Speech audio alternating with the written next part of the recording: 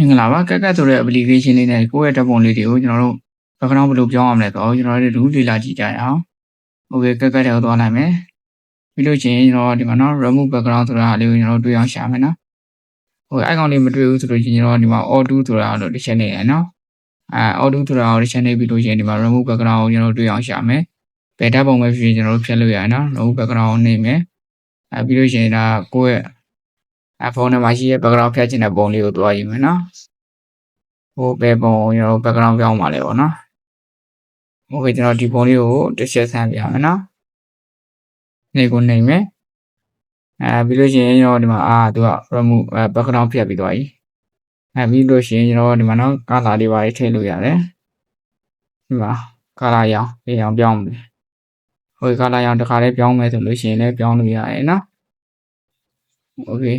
ကျတဲ့ရောင်ပြောင်းလို့ရတယ်။ Okay ကျွန်တော်တို့ကဒီမှာဒါ line ပုံဒီမှာဆိုလဲလုံးလို့ရပါနော်။ line ပုံလေးပါလေးလုံးမယ်ဆိုလို့ရှိရင်ဒီမှာပြရောင်လေးထောက်လိုက်မယ်။ပြီးလို့ရှိရင်အမှန်ချင်းနေမယ်။ပြီးလို့ရှိရင်တော့ဒီမှာ crop တွေပါဖြတ်လို့ရတယ်နော်။ line ပုံ size ပေါ့နော်။ခါလေးဖြတ်လို့ရတယ်။ကိုကြိုက်တယ်လို့လုပ်ပေါ့ဗျာနော်။ကျွန်တော်ဒါနမူနာပြတာဖြစ်တယ်လေ။ဒီသက်လုံးမပေးတော့ဘူး။ Okay ကျွန်တော်ကြိုက်ပြီဆိုလို့ရှိရင်အမှန်ချင်းနေမယ်။ပြီးလို့ရှိရင်ကျွန်တော်ဒီမှာ save ကိုနှိပ်လိုက်မယ်နော်။